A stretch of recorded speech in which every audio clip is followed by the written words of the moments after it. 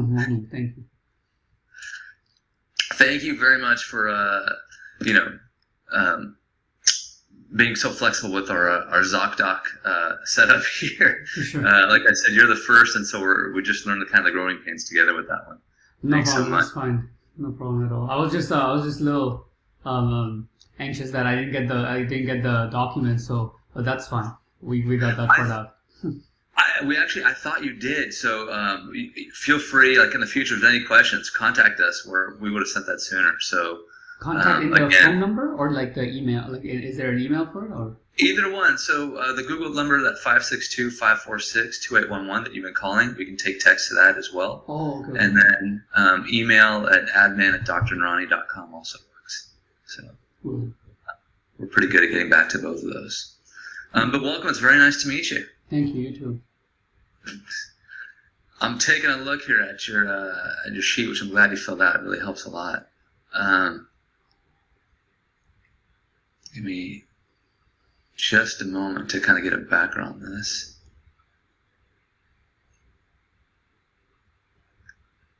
This is my zone. This is good. I see this. I'm like, oh, we see a lot of this. Why don't you tell me your story? That's a great background. I mean, you have a lot in your review of systems. Did all those start after that accident? Yeah, they like slowly kept coming in as time passed, but yeah, they started immediately after the accident. All right, so fill me in. I mean, let's start from, your goals are really to get healthier, it looks like. Primary thing is food sensitivity.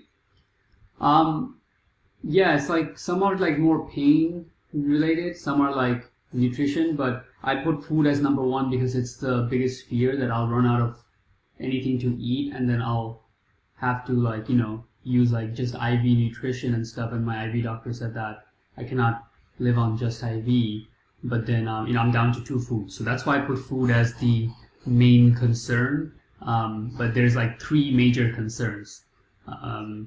So yeah, if I can just go through like a background then. Please do. Okay, right, sure. So basically, I had an accident in 2012, and the only things that I had immediate, how do you say, like symptom to was like I couldn't catch my breath. I realized like my shortness of breath was really heavy. I couldn't really run as much and stuff like that. But it was mild compared to what it is now. And the only other thing was I couldn't go near smoke. So at that time, I had a few friends who would like smoke and drink and while they socialize, and I wouldn't be able to go near them. That was it in 2012. Can I pause you for just a second? Sure. So big key here is tell me the details of that motorbike accident. Oh, okay, right. So it was not a high speed. It was a motorbike. There was 4 people on a bike. And it was it was like a rural place in Thailand, and we basically just slipped, and I apparently just kind of like flew off a little bit, and then landed on my chin and my head, right, and then I got unconscious for not too long. It was like 5 minutes, and it was like middle of the night, so basically my friends just took me to a local like a hut where they just do like stitching and stuff like that for the emergency right then and there, and then that was it. I broke my jaw in 2 places, which I had to get a brace the next day, which tied my jaw to my head, and about like a month and a half I was eating through just like liquids and no solid food, and then after that it was okay, and then I thought that was the end of it. That's a lot. Let me actually pause. That's actually a lot of information, a lot of good information. You're on the bike. You guys, the bike just slips. Did you see it coming? Like, did you know, or was it all like? Were you driving? No, I wasn't driving. I was actually like a little bit asleep on the motorbike because it was the middle of the night, and then we were drinking and stuff. So sometimes when I get on the bikes, I would just kind of just like lean against my friend or something, and so I was not aware of it at all. Um, and yeah, and then when it just slipped, like, so this is the part that I also don't have all the info because like my friends told me the story. I don't know anything. For me, all I know is I woke up the next day like in the hospital, right? So, so I was, you know, they basically said that the bike just slipped. There was like some water and stuff, and they were taking a turn, and it just kind of like slipped. And when it slipped, I just like flew off somehow, or maybe just right then, you know, not too far, just right then and there.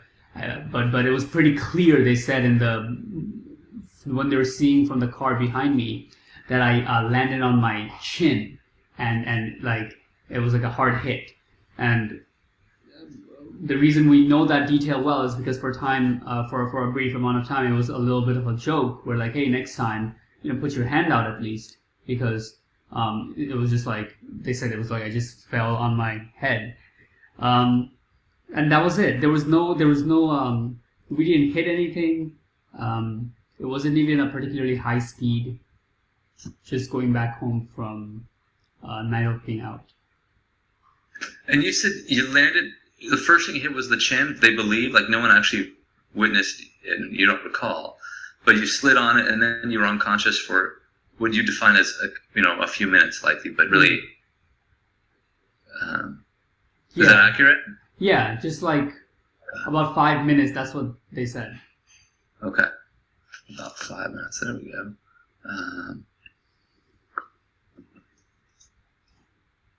Okay. And then you broke your jaw in two places. Do you know where exactly? Can you like draw it out? Yeah, it's just at the hinges. Like fractured. I can't remember exactly, but yeah, it was like just dislocated. So I had a cut here, and then the two hinges were like fractured and stuff. Okay. So. All right, let's see.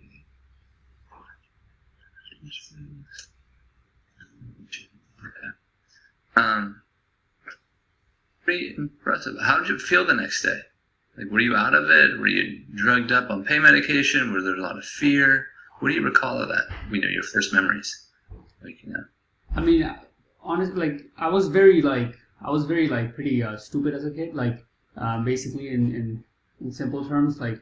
I didn't think anything of it. I just got up and we were trying to like joke around, but like, right away, even though I couldn't talk, I was still like trying to still go out the next day a little bit, like just being part of the social gathering stuff. So I didn't think it was serious at all. I didn't have any pain whatsoever. It's only like I think the next day or something when everybody was smoking and I was entering the area where I felt like I'm really having a lot of trouble breathing from the smoke, and I was like, just having trouble, and I tolerated it for a while. After an hour or something, then I had to like go outside and tell one of my friends like, I can't be near smoke. Seems like this is kind of weird, like that.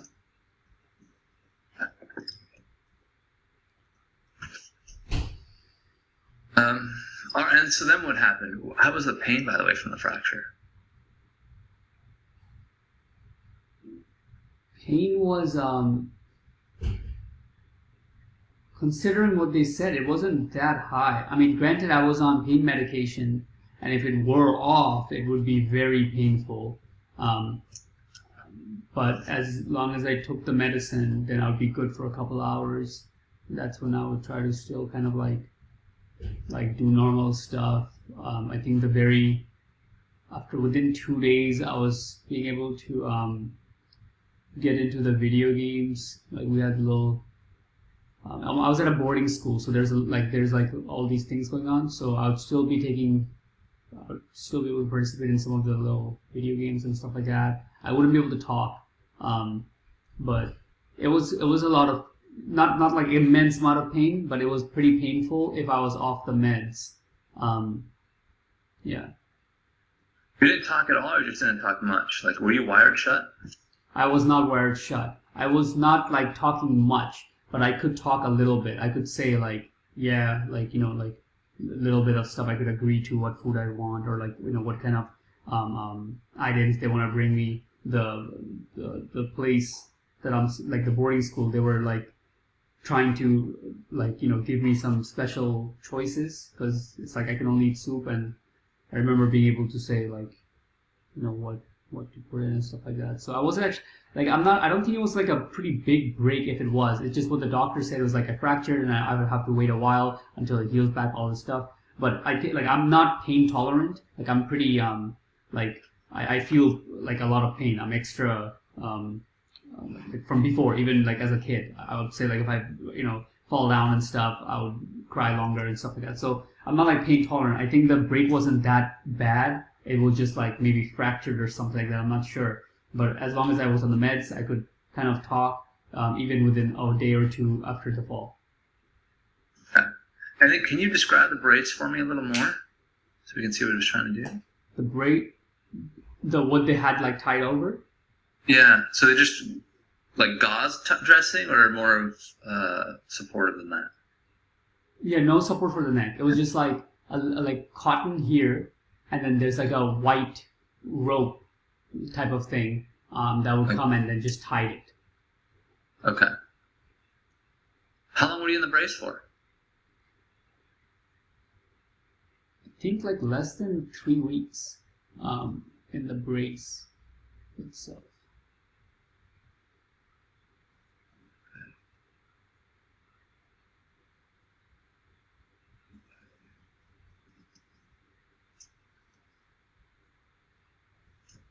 All right, continue on. So next day you're experiencing sensitivity to smoke.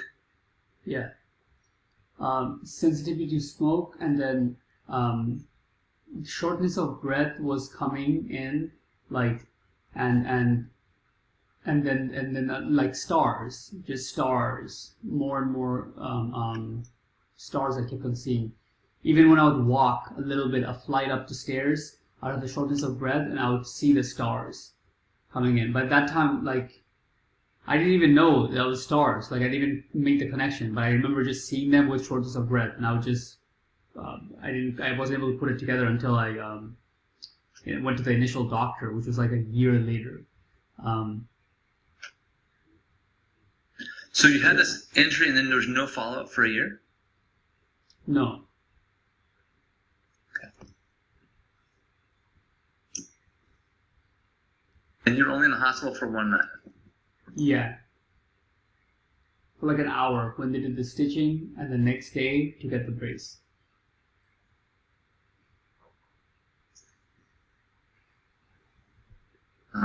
And then, so did you see the doctor in Thailand or here? Where did you go for that? The doctor initially in Thailand, yes. Okay. And what did that doctor say when you saw him? I guess, walk me into all the symptoms up until that point that you started to experience, and then tell me about, what he said was about. So when I went to the doctor finally, like a year later, the only thing I was telling them was I have shortness of breath and I feel dizzy. And they did a few checks with, I think they just did an X-ray, and then everything was fine. Then they checked something with my lungs. I think was that with an X-ray, but yeah, they checked, like they said like lungs is fine, and then they did a walking test where like they put the what do you call, oximeter, and then they just have me walk up and down the aisles, and it showed that oxygen levels are fine. So then I think the last thing they made me do was blow into a thing that can see if I can get enough air or something. I kind of forgot that part, but yeah, it was something with like eating. And then after that, they just gave me an inhaler. It was like a inhaler for bronchitis.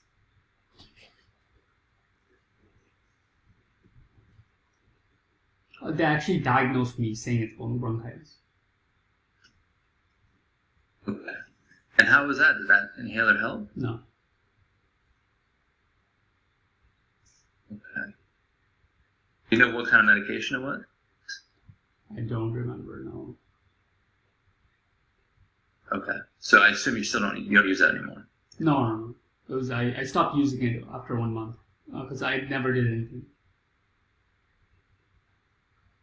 All right, continue on. What happened next? So I moved to New York for college from Thailand. Give me a date. Where are we at here, by the way? So because that was 2012, so this is 2013. Actually, the accident is actually in 2011, late 2011. Do you remember what month? Couple of months before school break. I don't really remember, but it was like late. It was like late 2011, like a couple of months before the school year ends.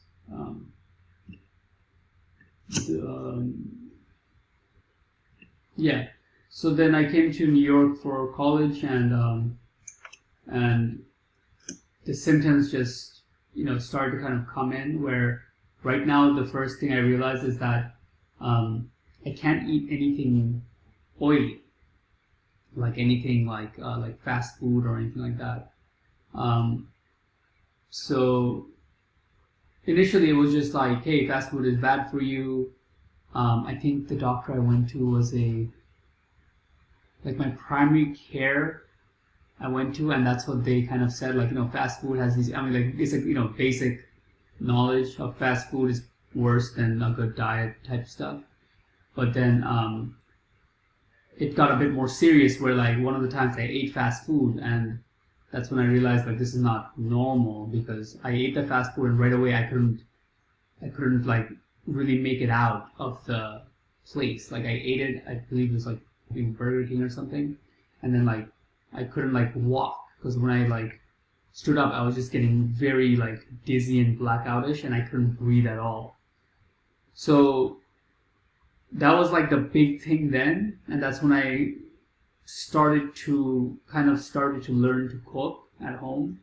And when I started to cook at home, it was like a relief. I could eat again, it was fine, until like 6 months. So that went on for like 6 months in 2012, where food became a very big thing, until like I realized that even at home cooking, I was having trouble breathing again after like 6 months. And I couldn't tell what it was until I swapped out a few things, and I realized it was the oil. Canola oil was the number one irritant, where I couldn't breathe and I could have some of these symptoms. And I started to develop a few other symptoms at that time that kind of went away. I started to get a lot of anxiety, like actual anxiety, social anxiety. I would have anxiety of going outside too much, or going out too far from my house a little bit, because then maybe I couldn't get the food I need or something like that. A little bit of that started to come in. I went back to my primary around that time a few times. They took me to a psychologist who did counseling with me, I think twice a week. And it was just like, in general, the topic was kind of like the stress somebody bears when they leave their home and their parents and move to a new country. Like, that was like the kind of the general idea. But then she referred me to a psychiatrist eventually, within like a year from there, who gave me antidepressants. I forgot the name, but it was like a low-powered one. That's all I remember. That I was telling them, like, I don't want anything high-powered, because I was already starting to get really afraid. I'm like pretty sensitive. Like, compared to then, I thought I was sensitive, like, to certain things. I realized how food and stuff. And I was on that meds for like a couple of months, until we just stopped doing that, because it wasn't really doing anything, and I was feeling kind of off anyways. But didn't provide benefits, what you're saying? No, yeah, no benefits from that. But that kind of went on. That was pretty much the main thing until like 2012, until around like 15. Like, my food changes became a little bit more specific, but the main thing that changed in that 3 years is the oil. So I went from canola oil to coconut oil, and coconut oil was really great. Like, coconut and olive oil I could stand on and still pretty much eat almost anything, like that I could cook, like, rice, chicken, beef, anything I want I could eat, but it just has to be cooked in coconut or olive oil, until around 2015, where that started to become an issue. and I started to develop this cranial head pressure, just this 24/7 mild, very slight pressure in the sides, back, bottom, back, top, and then eventually, if I don't stop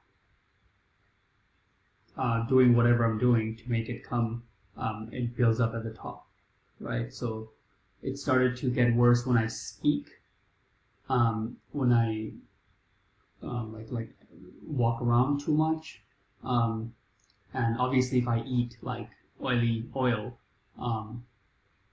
it would come on. And at that point, I couldn't eat any oil. A drop of an oil started to have effects on me.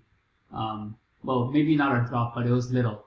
We're at a point now where I have to have my separate pans, because if somebody cooks in oil and they wash it, somehow it still affects me, like if I was to use it to heat it up. But the point is, at that time, I was just like developing the cranial head pressure, and then I went to the doctors again. I did another round of like everything, cardiologist, every department pretty much, like down from ENT, throat doctor, heart checkup, EKG, heart checkups while I'm walking, running on a treadmill, drinking white fluid. They're putting me on the table and moving me around to see how the fluid goes down. That putting a table test sounds like. Yeah, like a table test with contrast while they're doing a MRI, and then what else did they do? Like the pipe endoscopy to see if my GI tract is good and stuff like that. And from upper and lower, or just upper? They put a scope through your rectum? Oh no, just mouth. Okay. And then yeah, so that was pretty much like a lot of the tests we did around that time since my head pressure came on, and I'm thinking what else symptoms. 1 second. Because I actually have a symptoms calendar. Send that over too when you can, if it's simple. Okay. And while you're looking that up, a couple questions for you. Were you having headaches or more of a head pressure? Head pressure. I wouldn't have headaches much. Even nowadays, I don't get headaches much. It's just the side pressure that builds up. Feels like my skull is kind of getting squished against my brain is getting squished against my skull. That's like how I explain it.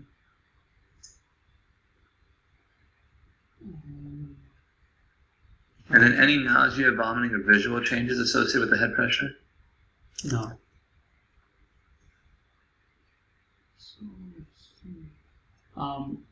Should I email it over? Yeah.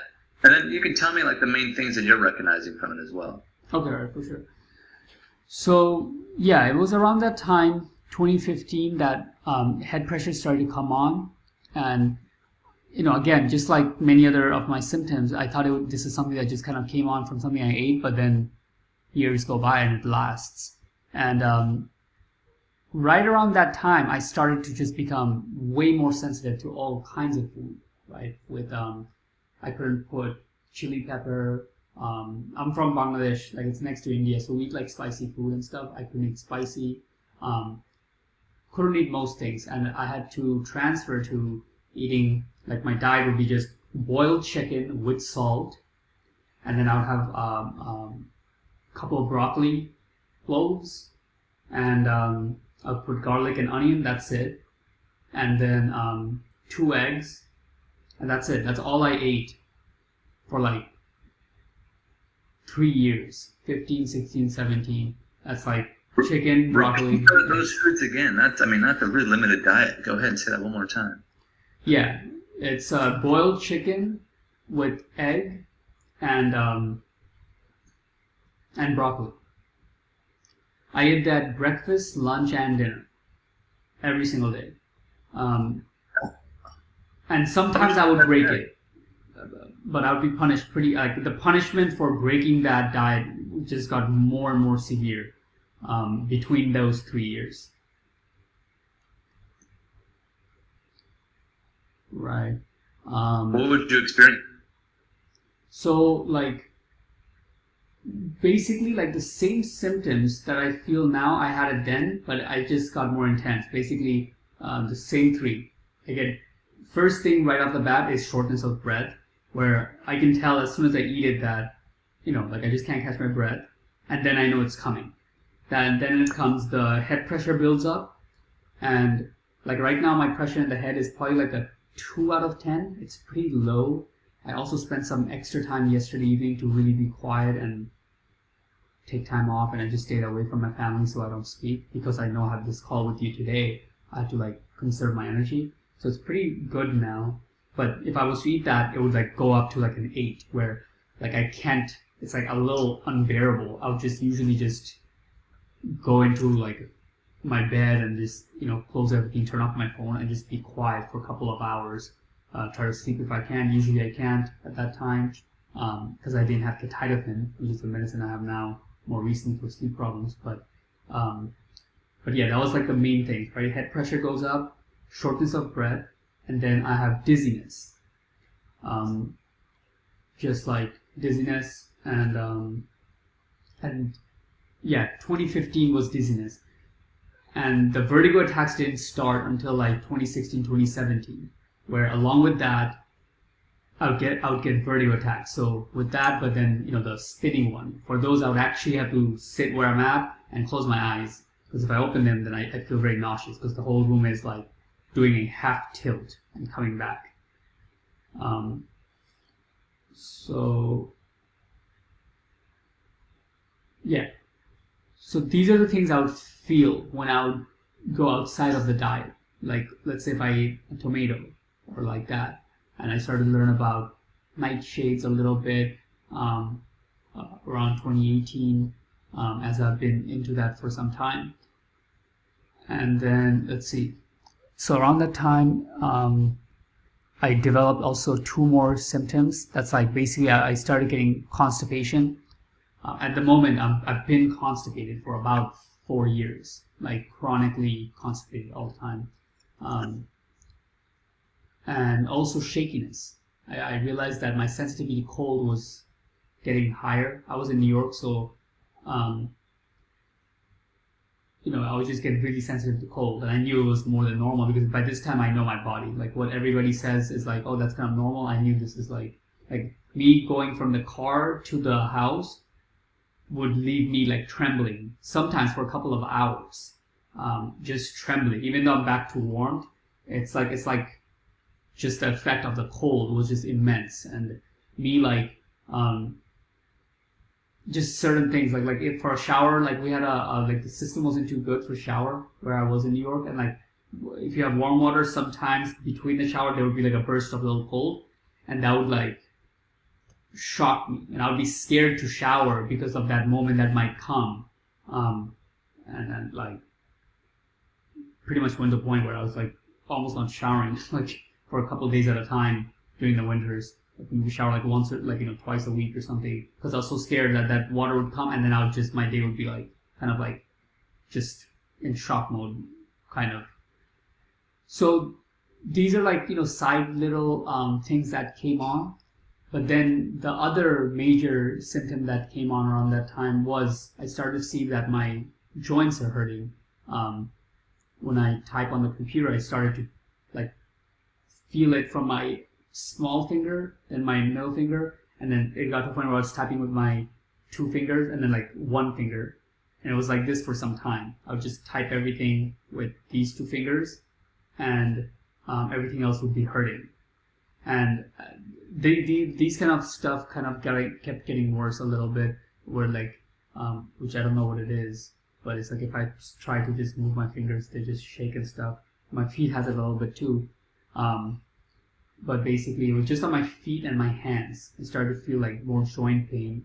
At the moment I can't use the like computer much. I try to use less than an hour a day. I have an air mouse that I can move my torso with, and I also have a mouse in the foot, so I can use the computer with my foot and with voice. This is how I get like just what I need to get done. And So yeah, I mean, like the food sensitivities got more and more worse, while my joint pain kept on getting worse across this time for the next 2 years, like 2017 to 2019. These were the major things, along with obviously everything before it kept getting worse. Where at 2019 is when I had like a flare up. That's at that time I didn't know the name, but I couldn't get out of bed for 3 weeks.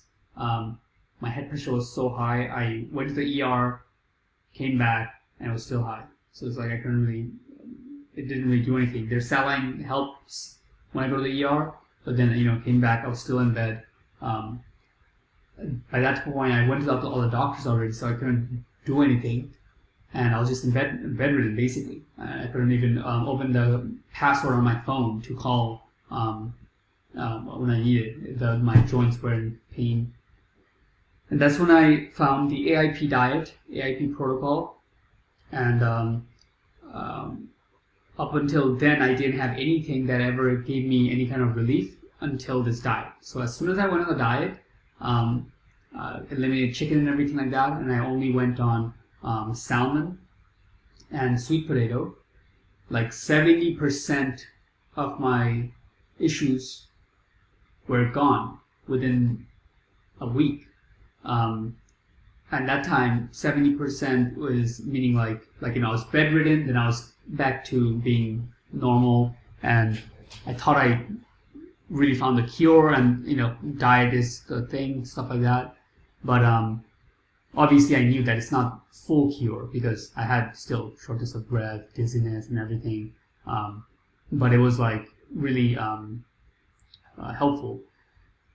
So since then, I was in AIP diet. I had a few more stuff I was eating in terms of like within AIP. Like I was eating this soup that's like an edo, because you can't eat a normal potato. Edo is like a root vegetable, and that boiled with some bone broth.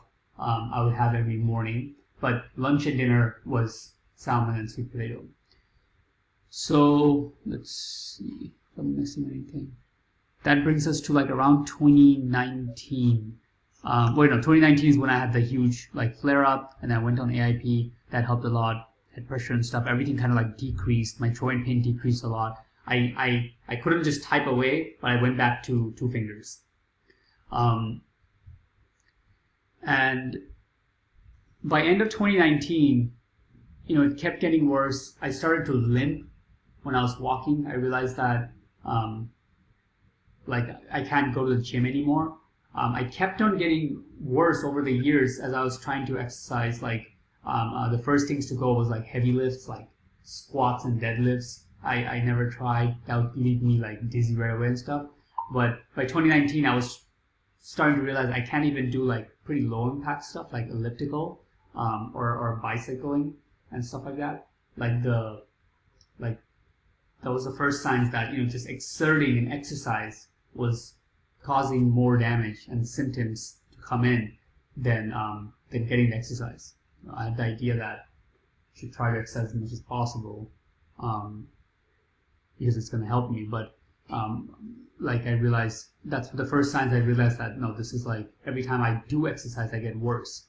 And that kept on getting worse. In 2020, that was one of the biggest things where the amount of I can walk became a problem until right now where like I can walk in the house. I can go like in good days I can make a block, but the concrete is very hard on my joints. It's very painful. I can never be upright without shoes and like thick socks because it just hurts my feet. The impact of the floor hurts a lot right now, but that's the onset in 2019. And then let's see, 2020 I started to not be able to tolerate the morning soup anymore. I couldn't take the bone broth. That started to have some issues. Then I read into it. I realized that bone broth actually has some stuff that I don't know. Like it has like apple cider vinegar in it, and stuff I didn't really pay attention to because it was like good bone broth from like Whole Foods and stuff like that. And then I tried some other bone broths that's like a little bit more. It was ordered from a few sites, and they started to have issues as well. Not as much as the normal one, because they were homemade, but they were still not perfect. And then I had to let go. And by the end of 2020, I had to let go of the soup, which brings me to my current diet of salmon and sweet potato. And again, it just like the severity just kept on getting worse. Like the couple of weeks ago, 2 weeks ago, I went to the ER because I have like a reaction, and we didn't have any idea what it was. We thought everything was the same because we monitor everything. I measure my water every day in the morning. What I'm going to eat is like cleared out, kept aside from everybody else, etc. But then we realized that the place that I get my organic sweet potato, normally I can eat organic red garnet sweet potato, and they gave me the same thing, organic red garnet sweet potato, but it was from a different farm. They didn't tell us that. The box looks the same, and that caused a reaction. So I had to call them and try to see how I can get it from that farm, and it's called Baco. And right now, whenever we call these places, I have to make sure, do you have the organic sweet potato that comes from Baco, and has the Baco seal? For some reason, we don't know what's special about that farm, but now if I get the same potato but another farm, I can have a reaction. So it's like within the tightness I'm already in, it's like just got it a bit more tight. And also, yeah, last year I could try a few different types of salmon. This year I can't. Like there was now I can eat Alaskan wild caught salmon. So it obviously has to be wild caught. But then last year I tried a few times pink salmon that started to have issues now. I wanted to make the switch because salmon, I have 35 servings of salmon a week, and it's pretty expensive. And so I was trying to see if I can shift to something like pink salmon, because it's like about half the price, but then that didn't really work. So that's like kind of diet and head pressure, food sensitivities. I react to most, like I can't take vitamin C, can't take multivitamins. A couple of the new autoimmune specialists I worked with, they made a plan like, okay, they found that I have mercury poisoning from all the salmon, and then I have some kind of like I think like mold issues and some infections in my stomach and stuff. Then they made a plan that, okay, we're first going to give some digestive enzymes, and then it was like, I think called like amino acids. They said like, you don't have to digest it. This is like directly already pre-digested nutrients, so it should just give you at least the nutrients you need. But I started to react to those as well, and that was step one out of like a 5-step program. Like I would have to build up to take me more and more, and the final step was like to be able to take antibiotics to detoxify and kill the infection.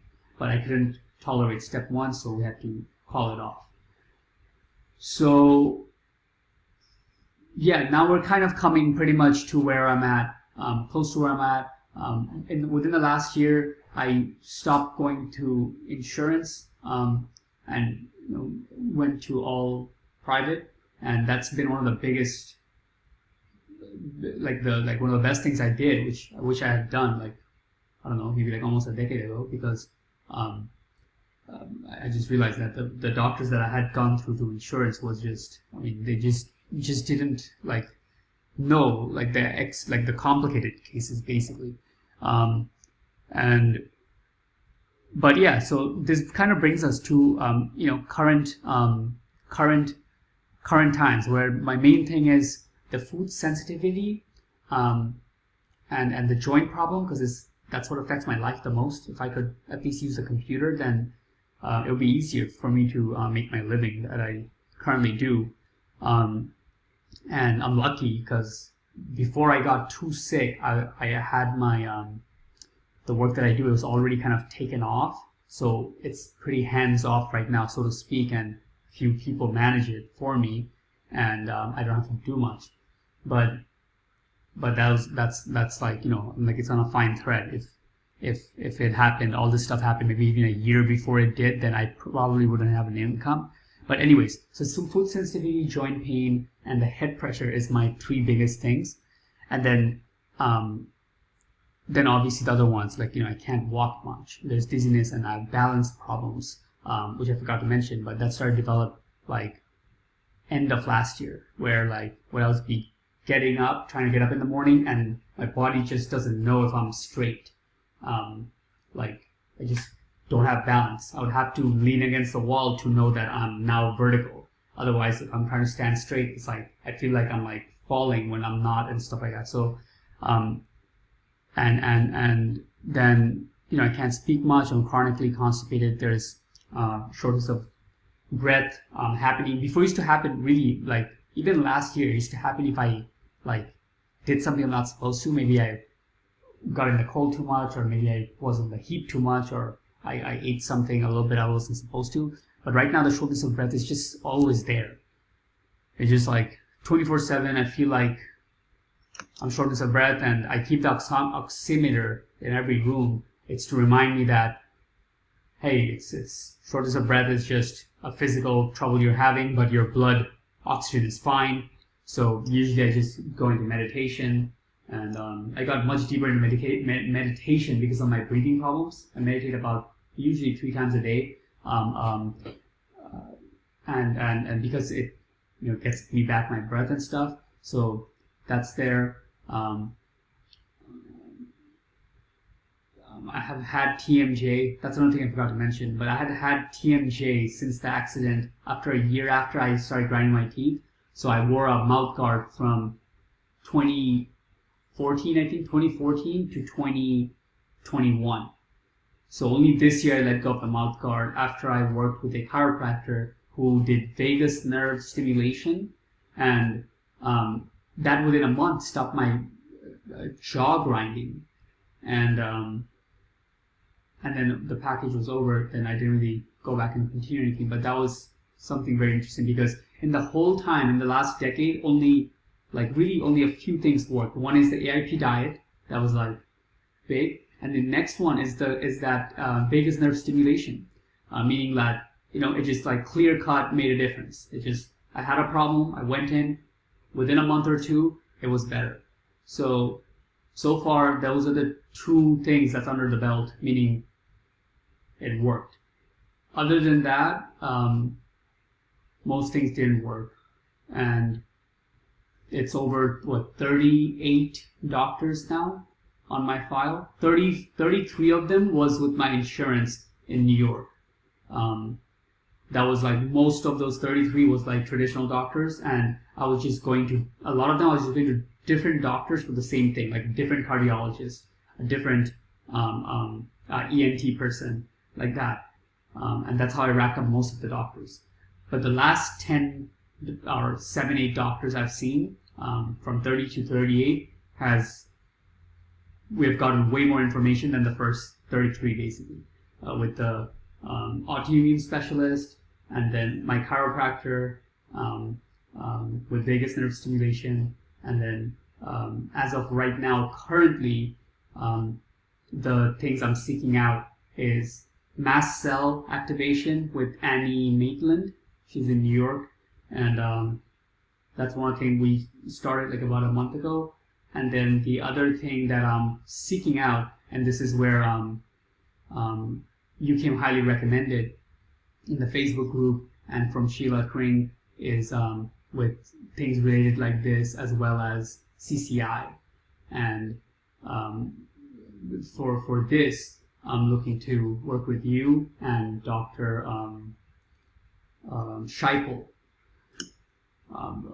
Brian Scheipel, I think that's his first name, for the CCI. Oh, you've seen Brian? Have you already seen him? No, I just scheduled it. That's in September. Where are you? Do you live in New York? Where do you live? I'm in Arizona. You're in Arizona. Okay. So you're okay flying to go see Brian in Philadelphia, or somehow commuting to see me here in California? I'm okay flying often. That's fine. It's just that I'm not vaccinated right now, so that's the only concern I have. But I'm hoping that after the some stuff I'm doing with Annie Maitland, I'm going to get some antibiotics and something with dealing with the mast cell. I'm hoping to take the vaccine next month. If I can do that, then I'm okay flying out to, a place almost every week, pretty much.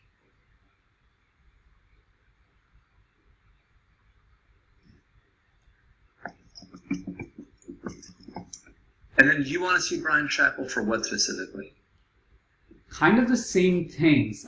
What I was basically, the idea I got is that Brian Chappell has some experience with like more deeper diagnosis with like things I could have damaged with my neck.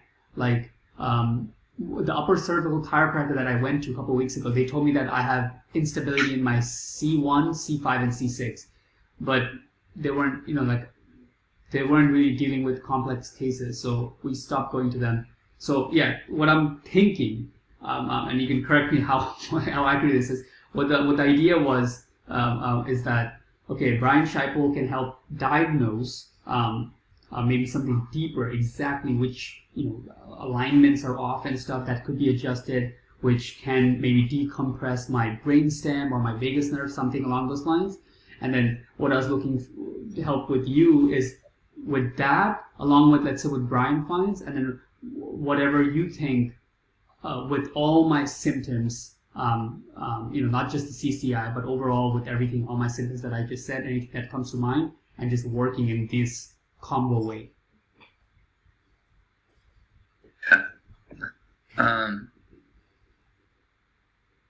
Is there any specific question? There's a lot going on in my mind as far as things we should talk about. Anything specific you want to ask or any questions before I kind of jump in?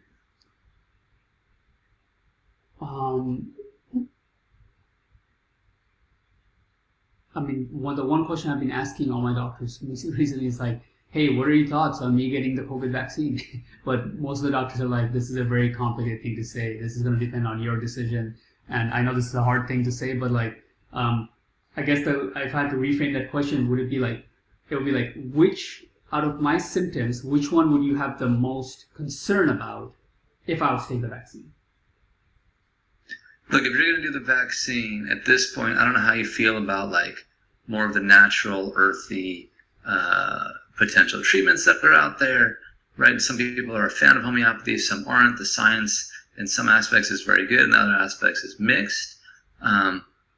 Look, what I tell people is there's something called vaccinotoxicum, or even better, thuya, and the homeopathy people, the classical or even the clinical, really like giving out thuya if people are going to take a vaccine to potentially mitigate or limit any sort of vaccine response.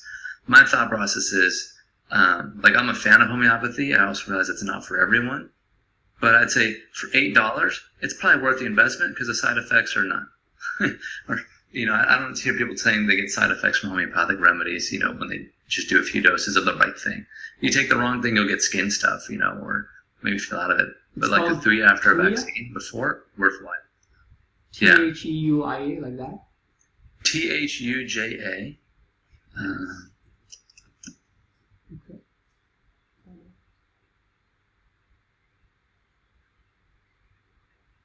Okay, so it's like a herbal drop. It's a pill actually that's sublingual, and it tastes like a little sugar pill. It's very small, and it dissolves under the tongue. Right, so so that's my recommendation is consider taking thuya at like 30C or higher, maybe even 1M, and you can buy these on Amazon or you can buy them off Wellabate And basically, like, take this one a day, like, leading up to the vaccine, something like that? I would do, like, 3 pills sublingual, the 2-3 nights before. Right, so I can write this down. 3 pills sublingual. And so since you're sensitive to typing, I can write this stuff down for you. We can email it to you.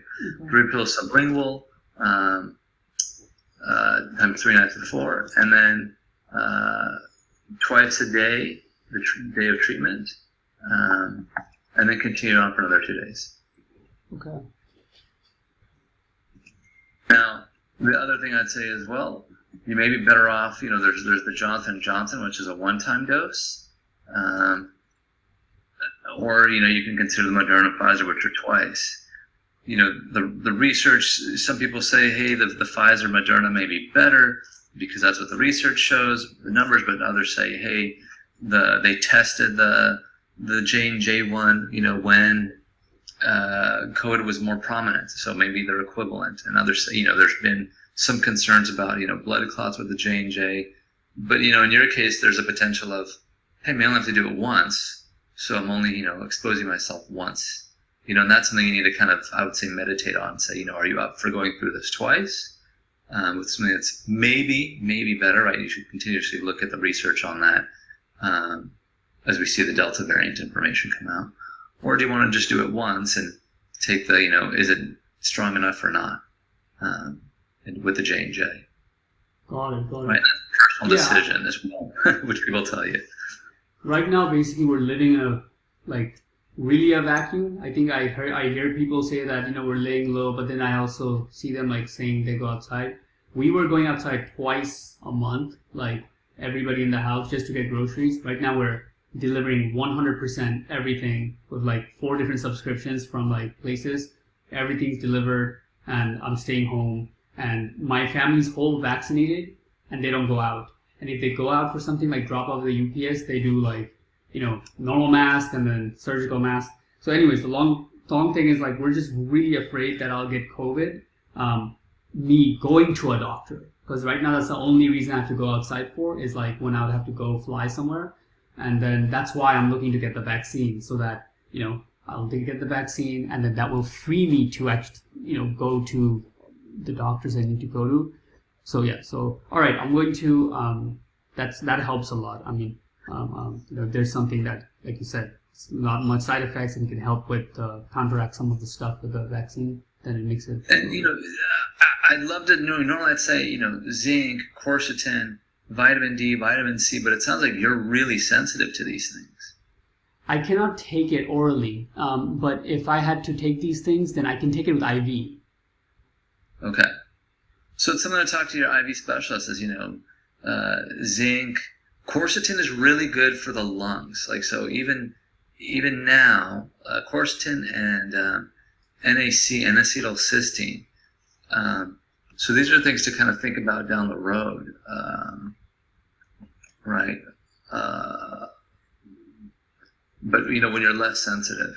All right, I'm going to jump into some things here that really came to mind while we were talking. But my last question for you to get additional clarity is on when you went to the ER last. What was your main symptom you went there for? So the head just pressure. A couple of weeks ago, it was the main one was shortness of breath.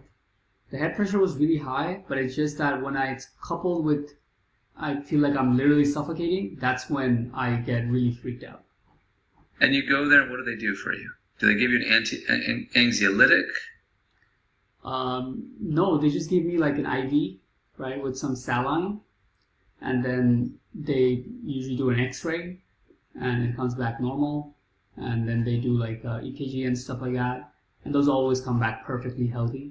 But then it's I went to the ER probably at least 10 times in the last 5 years, and it's always the same thing, pretty much. Sometimes they do the X-ray though, but that's every time that's what happens. And then for me it's I was just making sure that okay, if I go there and I'm actually gonna suffocate and die, maybe they can save me. That's the idea. But every time it's fine, and I just get saline. And do they ever give you any medications that help calm or relax, something for anxiety or stress? No. Okay. I'm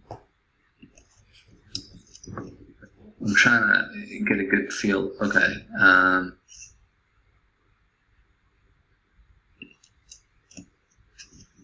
Okay. All right. Let's see. Here's what we're going to do. Or here are my thoughts. Are you taking any supplements? Anything nutritionally other than the IV? No. IV, and I take ketotifen. What are you taking the ketotifen for? For my sleep. And who recommended that? This is not from a recommendation. It's the recommendation. Yeah, Connie Fox was the person who works with leaky gut, and they recommend quetiapine. Okay. And you're doing okay with that, then no issues? So they said 1 mg 3 times a day, and I couldn't do that because of 1 mg I had trouble with head pressure. So we dosed it down, and I'm now taking 0.1. So I take 1 capsule divided into 10. I take 1 capsule, so just 1/10. And instead of doing 3 times a day, I just do it at lunch, and I'm doing fine with that.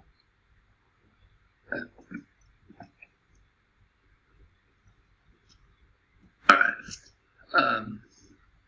I think the best thing, look, you've clearly had a major head injury and head trauma, right to the chin, you're unconscious, you fractured your jaw, potentially, it sounds like 2 places. So there's some significant impact. And I think that kind of really stirred a lot of this.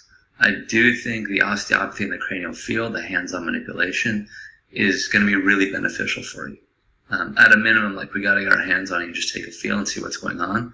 But the nice thing about it is it's very subtle. You're not putting anything in your mouth. It'll hopefully calm down the system, right? And kind of relieve some of the soft tissue trauma and the residual of all the inflammation, right, and tightness that's in there. As you kind of said yourself. Massage, you're saying? Okay. Yeah. So I think the hands-on piece is going to be really good for you. I definitely do that. If you want names of people in Arizona who are really good, I can do that, right? Steve Davidson is out. He's in Phoenix. He's really good. He's one of my mentors. The other one I'd probably recommend for you in Arizona is, I can see her, but her name isn't coming, Deborah Heath, right? So these are potential options for you.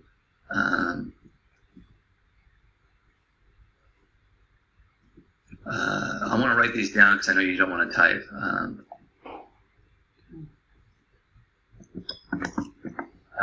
Do you have any questions on what that is? Craniosacral therapy? Yes.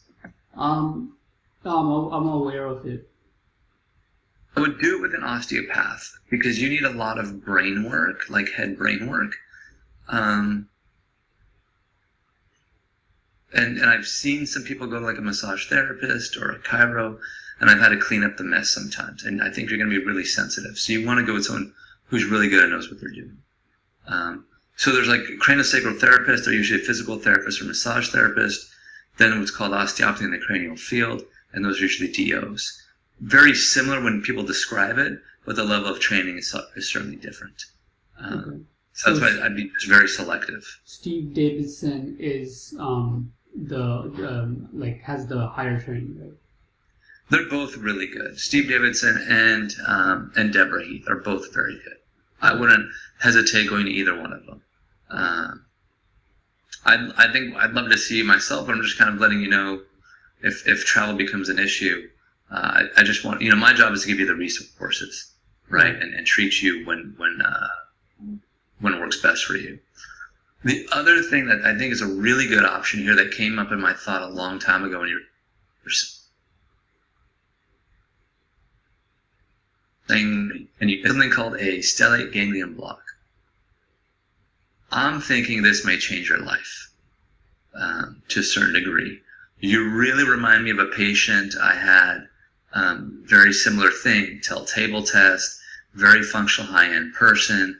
Then all of a sudden had this, nutritional stuff. We didn't talk about the hypothyroid and the cold sensitivity in detail, but very similar in that respect, and kind of the brain fog, the sensitivity, the cold shower issue, right? When cold water in the shower can just be a huge trigger. This is, I'm trying to think what exactly her term diagnosis was. It'll come to me. But nonetheless, like it took her 2-3 years just to get that diagnosis, and then the treatment was, no treatment. I said, let's do a stellate ganglion block, and that made a big deal change for her. Between that.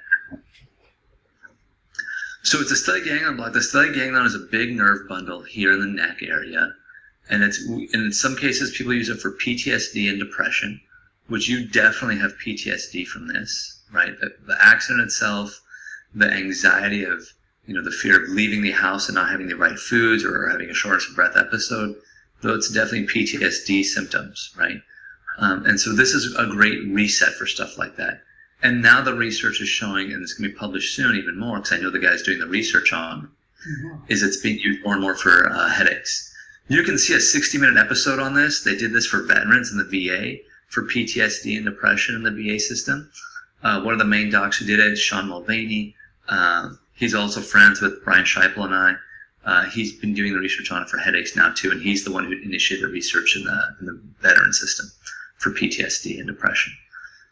So I think that you are like a quintessential candidate for this for multiple reasons, right? The head pressure, the trauma, the PTSD, the anxiety related to head pressure and food and leaving the house. I think it's going to be a big deal for you. Obviously, I would assume Brian does it. It's something I want to grow into. But if Brian doesn't do it, we have people in our world who do it, but also your insurance may cover it as well. This is one of those where your insurance should be able to cover it. They'll probably do it by fluoroscopy. So they'll use a dye, which you may or may not be sensitive to. I don't know. But the newer methodology is using it via ultrasound, so you can see everything by ultrasound, and you inject via ultrasound injection, so you don't need to use a dye. But I would look into it and see what your options are. You can probably find someone through your insurance potentially who does it as well via ultrasound. They just have to be kind of the newer trained folks. Do you know anybody in Arizona? I don't know anyone in Arizona. Or who do you know that would be maybe a bit more available? I think Brian is pretty busy. His schedule is pretty full.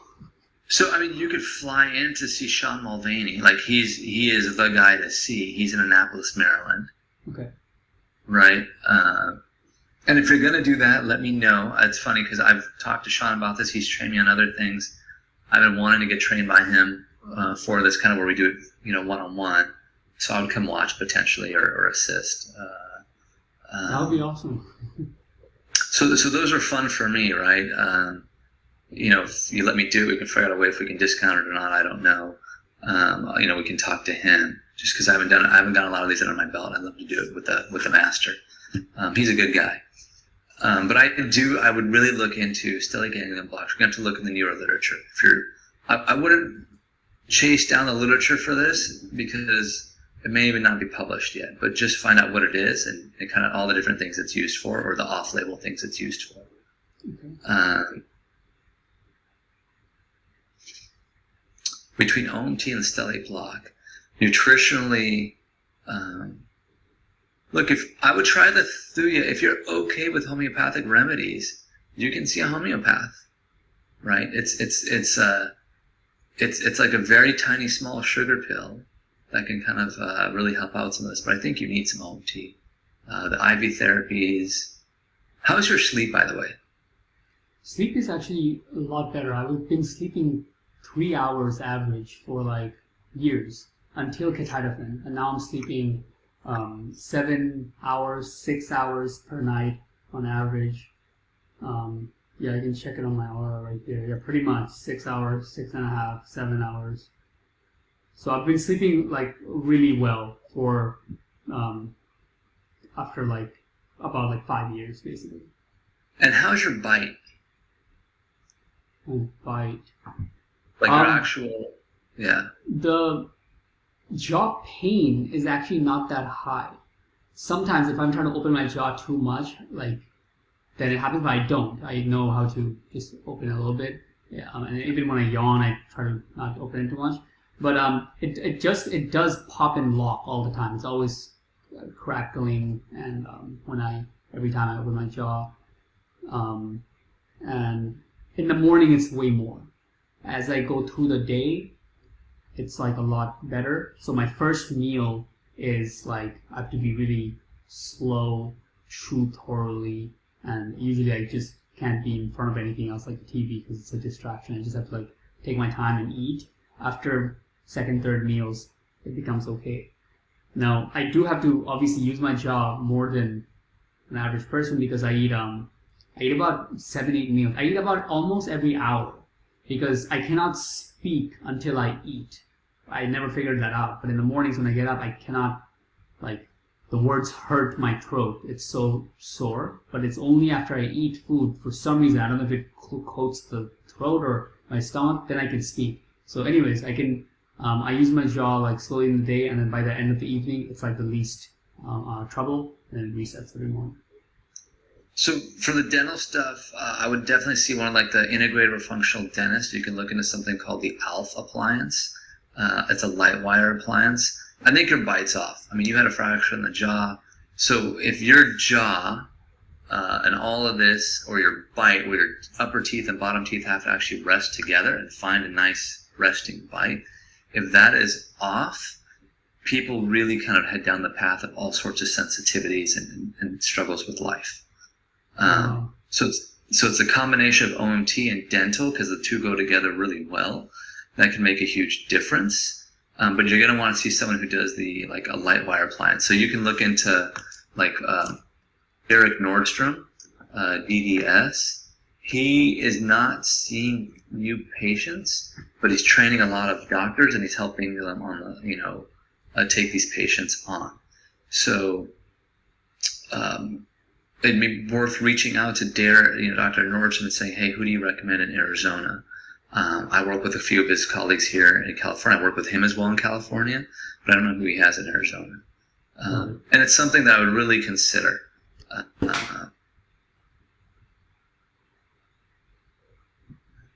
You can't get, these can't just line up and get comfort. Your body's constantly fighting. You're constantly sensitive, and that's why your sensitivity to some degree you've said has gotten more and more, right? It has. It was before just canola oil. Now it's like all oils. So you're still more and more sensitive. You said now you can't even tolerate any fish other than Alaskan wild-caught salmon. So something in your body is still unsettled, and it's causing this bigger cascade of things. You're getting better and better at figuring out how to manage it, but you're not getting ahead of it in a sense, right? You're just kind of being more nitpicky about what to do to limit the inflammation and irritation. Yeah. I'm trying to say, how do we get you stable? Stellate ganglion block to reset, and then, stabilize the head, neck, mouth, everything up here that was so traumatically impacted. How do we stabilize all that? Because right on top of the jaw and all of this area that got, hit is your brain, but also it's your hypothalamus and pituitary. That's all your regulatory centers for your emotions, for your limbic system, for your hormones. All that plays in with the dental osteopathic trauma lesions that you're experiencing.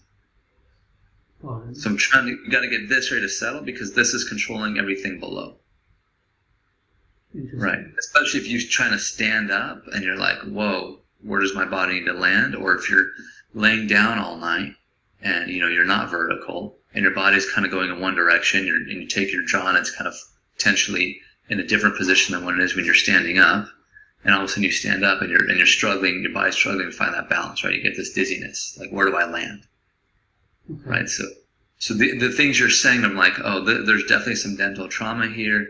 There's some cranial osteopathic stuff going on. There's the emotional limbic system going on, which is, the benefit of the stellate ganglion block.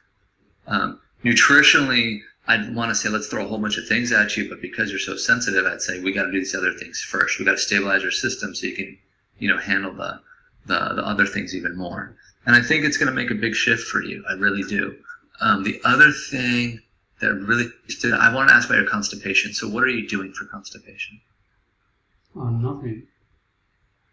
So you're not taking any supplements. You're not doing any sort of suppositories or any sort of lactulose or medical magnesia or anything. No, it's just like, as long as I drink my 64 ounces of water and I eat, low amounts at a time, but continuously, then it's okay, but I'm not taking anything for it. And what kind of water are you having? Sorry? What kind of water are you drinking? So we take the tap water and put it into a Berkeley filter, and that's what I drink.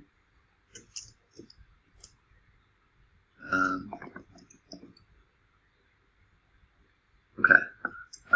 And you may need to play around with, trying alkalinized water, right? Or, there's probably some different waters you can play around with and see. And that's like a trial and error. I'd really like you to get on some sort of magnesium. It's going to be really good for the tight muscles and tight tissue, which you probably have a lot of, what I'm hearing with this brain stuff. But also, it's really good for constipation. And so the lack of magnesium in the food that you're eating could be causing some of these constipation issues. It sounds like they've progressively gotten worse. It's okay if I can add it to the IV, my You weekly can IV. definitely add it to the IV. They may need to run it a little slower. You can take it orally, which I'm not sure if you're ready for it. I can't take it orally. But there's also something called Dermamag, and it's topical. So you can, after you take a shower, you can just spray it on you while you're still a little moist, and you'll absorb it topically. You can do magnesium with a spray that you can buy yourself, or if we need to, we can call, prescription in the compound pharmacy, and it's more of a cream. My recommendation is it's more cost effective. Just get the Dermamag spray, and just do that. If you do too much or you spray it on when you're dry, you may have like a little sticky feeling, just so you know. Okay.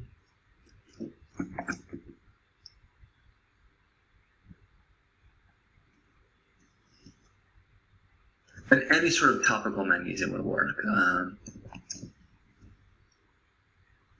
Durmameg. Okay. Any other questions? No, I mean that sounds really. I've not heard most of this stuff before. So. Yeah, I think you're doing the right things. I think the vagus nerve stimulation was a big one that kind of said, okay, like there's more to that. Like that was kind of that sealed the deal on the stellate ganglion even more for me. I think you're doing the nutritional functional stuff. I do think if we can get you more stable, you'll be able to handle it more. I think the OMT and you may need the dental stuff will be very beneficial for that. I'd like to do you're going to need the OMT first, so you can't just go to the dental, because even the good dental guys will say, get as stable as possible in your head and neck before you do the dental, because you've been in a bite splint, you grinded through it, it wasn't that comfortable for you, and we got to get rid of as much trauma as possible to neutralize that bite, so when they actually get you in the splint, a lot of the restrictions are already out, or we're supporting you in a healthy neutral position. So that's why the OMT you start there first and then you go into the dental piece. So the OMT is like, what does OMT stand for? Osteopathic manipulative treatment. That's the hands-on. That's what Sheila Kring initially saw me for, and then we kind of got her to healthy as neutral as possible, and then we added the injections to stabilize things as much as possible. But you got to kind of clean up the area and make it as healthy, strong, stable as possible, and then solidify it with the injections to hold it in place, to strengthen the ligaments and tendons. Okay. So take out the trauma and shock, then strengthen. Got it. So so it's like basically to take out more of the shock. OMT, that's basically like Steve Davidson, and then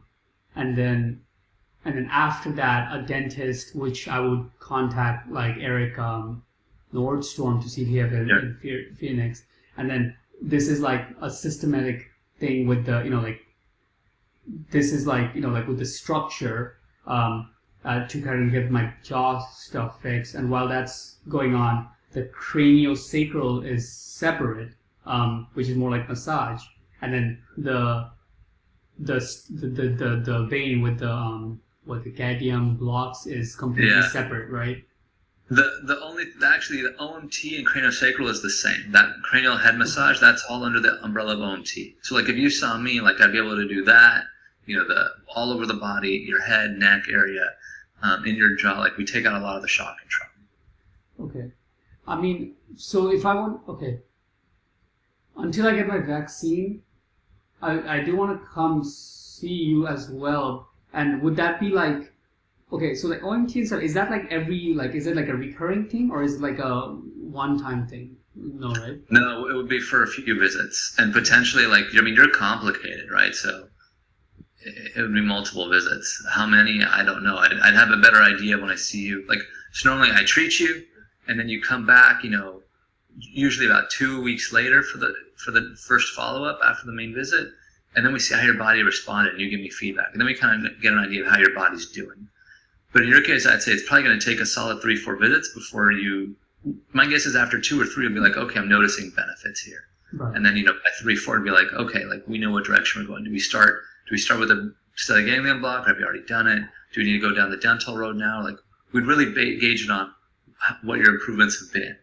Right. And then based off of that, we'd say, hey, maybe we can just jump into nutritional things now, or you know what, like, you feel great for a couple days, but then you're noticing that, hey, my jaw then comes back and I'm having issues. And it's like, okay, we need to get you into the dentist to stabilize your jaw. So that's why I said it takes a couple of visits to really see Right. what how your body's responding to you, and also what I experience palpation-wise. And the I can't say that word, but the Galium blocks is a one-time thing. It's like a procedure, or It's definitely a procedure you can look into. It's usually a one-time thing. In some cases they'll repeat it. Rarely do they go 3 times on that.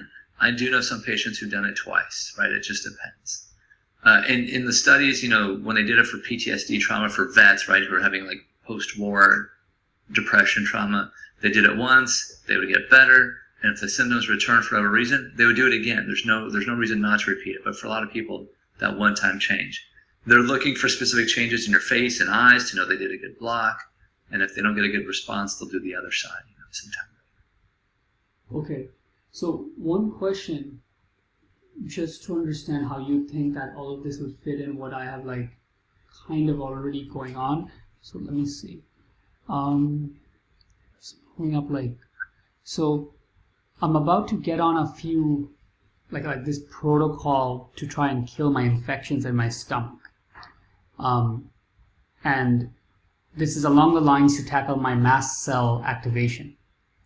Okay, and then I also, I'm looking to see like if we can confirm my like the cranial, the cervical instability to get prolotherapy, PRP, and things like that.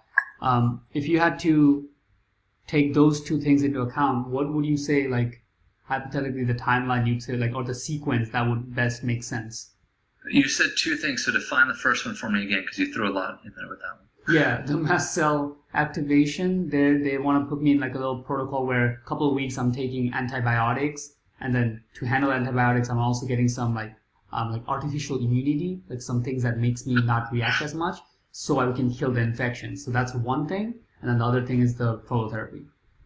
Based on you specifically, right? So really individualized to you, I would do the mast cell one first, because you can start that one now at home, pre-vaccine. Okay. Right, if that's the plan, because everything else, you're thinking you want to get the vaccine first, right, before you go see me or another provider or Brian or a dentist. So do as much for yourself as you can in the meantime. Otherwise, you're just waiting and waiting and waiting. Right. The big question is, can you tolerate that stuff? And there's only one way to find out. Right. So do it, and hopefully you can. If you can't, then doing these other things will hopefully help support you so you can tolerate that better down the road. Does that make sense? Makes sense, yeah. If I can't take the antibiotics, then, rest for a bit, take the vaccine, and then go get everything we just talked about, and then maybe I can come back and tackle the mast cell afterwards. Yep. Okay. Makes sense. Okay, great. Is there anything else that comes to mind? That's it. I think you need to do your research. I threw a lot at you, yeah. And I'll have Andrea kind of capture the stuff and kind of send you a summary, and we'll go from there. And this was a lot of info for you. Normally I'd say get over here and let's do OMT right away, but you want to get vaccinated first and very cautious, because you're having lung kind of shortness of breath issues. It doesn't sound like it truly is lung. It sounds like it's more anxiety, stellate, vagus nerve driven, and inflammatory driven, right? Any sort of shock, trauma, movement, sleep, food is driving up the sensitivity and inflammation, and that's where we're experiencing the anxiety, shortness of breath. And I hope you don't take offense to the word anxiety, but it's literally like, I use that word, it's great actually, because you don't have truly a lung issue. Yeah. Right? And the anxiety is from a major physical and emotional trauma, which we need to treat out. Your body is in a state of shock ever since that accident. It's literally protecting itself. It's traumatized from that. And that's where the OMT would be really helpful, is dampening that down. And the ganglion block can do that as well. Got it. Now, given with that, since it's like, let's say my shortness of breath is vagus nerve related, if I was to get COVID, is it safe to say it might not affect me as hard as I thought I would? Because COVID, I mean, it sounds like if I have shortness of breath, COVID, you can't breathe if you're healthy, so I probably will, like, it could be a bad outcome. But since it's not actually a lung issue, is it like, oh no, it might actually not be as bad as I think or something like that, or no? It's hard to say. It's very possible that is very accurate because your lungs are healthy. I think for you, if you get COVID and all of a sudden your anxiety drives up, now you have two driving forces for anxiety. And the other challenge with COVID is it's going to the heart, it's going to these other things. When you're already having this kind of palpatory, you're having like a neurologic response as well. So do I think you'll have the classic like lung sensitivity that we worry about with COVID? Absolutely not. Do you have diabetes or any of these other major heart issues that we worry about, comorbidities with COVID? No, that's not you. And in that sense, you're very young and healthy, but you're very prone to inflammation. So that's the challenge. Got it. Makes sense. I'm glad we got to connect. I'm sorry I got to go to my next patient, but I want to make sure we answer all your questions and taken care of. Yeah, no, thank you so much for the extra time. The last thing is, I guess, like, how do I pay? Is it through ZocDoc or? We'll probably just send you a bill through QuickBooks. Okay. You'll get a bill and you can just pay the statement online. And if not, we'll have Andrea kind of follow up with you and check in as well. Sounds good. Thank you so much. Okay, you're quite welcome. If anything comes up, email at the Nauranni or admin, Dr. Nauranni. Okay. And then you got the phone number to call and text as well. Will do. Thank you so much. Hopefully I'll hear from you in about a month or two or sooner. Let me know how this stuff goes. But, when you figure out when you're doing with the vaccine, we can see you in person. Okay. Will do. All right. Thank you, Dr. Nauranni. Take care. Bye. Bye.